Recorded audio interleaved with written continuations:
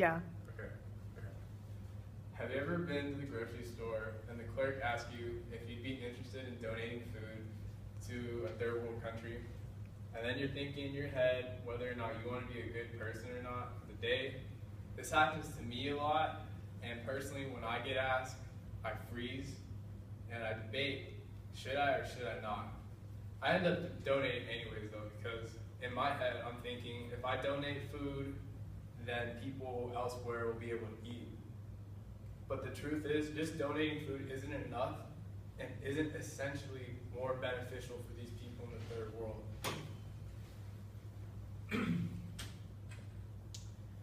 My own eyes once said, give a man a fish and you'll feed him for a day. Teach a man how to fish and you feed them for a lifetime. I want to be able to help these people out for a lifetime.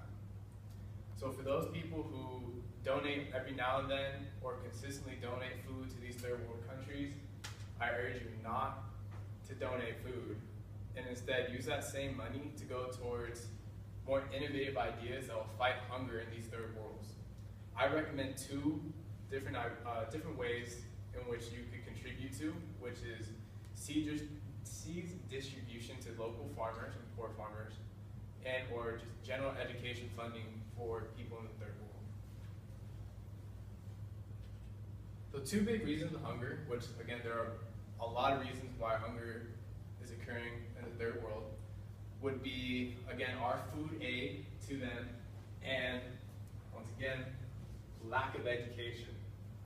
So to start, why food aid isn't beneficial for those in the third world is because it gives a self-image to them that they could rely on our donations and either accept the free food or purchase cheap imports, and that's safe for them. The world's J.W. Smith from the World's Waste of Wealth says, when this cheap food is sold or given to the third world, the local farm economy is destroyed. This means that these farmers who are trying to produce crops for their economy aren't being successful, and that forces themselves into poverty.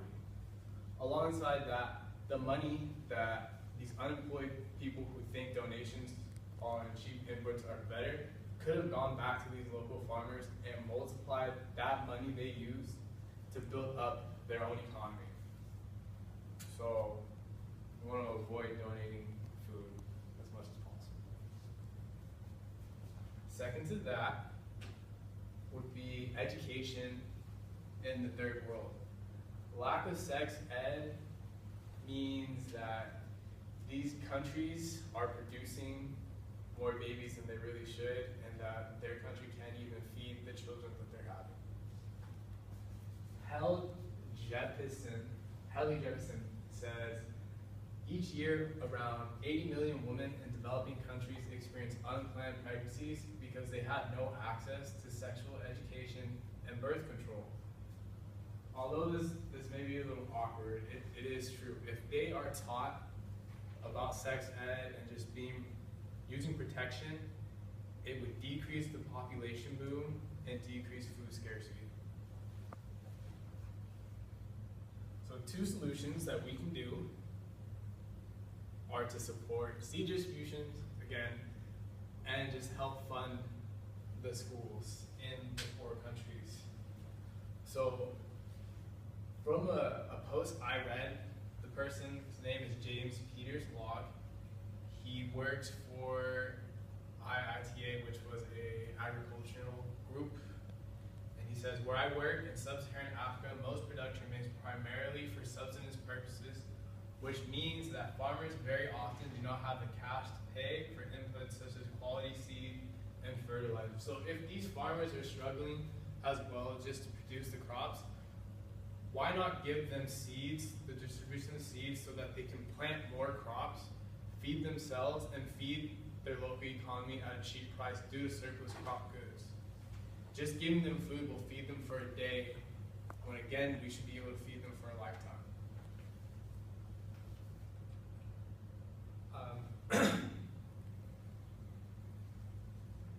But besides the distribution of seeds to these local farmers, I also would suggest helping out an organization called the General Funding of Schools Partnership. They focus on producing education for those in the third world, and there has been evidence in Guatemala and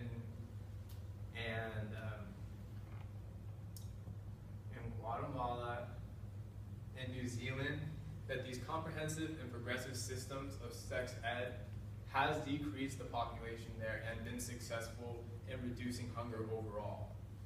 So again, if you're not interested in helping seed distributions and you are an education enthusiast, this would be the second way to go.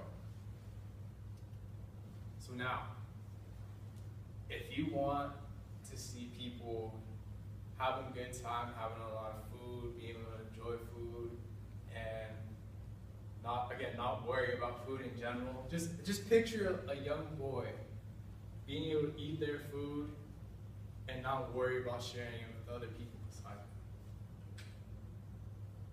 This is what that would look like.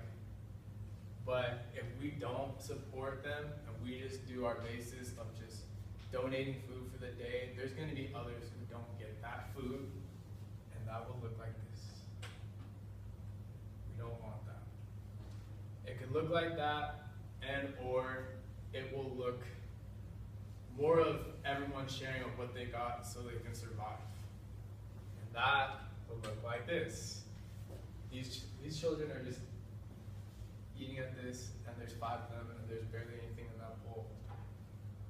To conclude, I urge everyone that participates in donating food to the third world, whether it may be often or not, to use that same money towards more innovative ways to fight hunger overall. Your money can be well used at these organizations. Are you ready to hear news of the whole world thriving? Or are you okay learning about people dying of hunger every day? If you're willing to donate a box of mac, why not take it a step further? Stop donating food to mask hunger to get rid of it overall.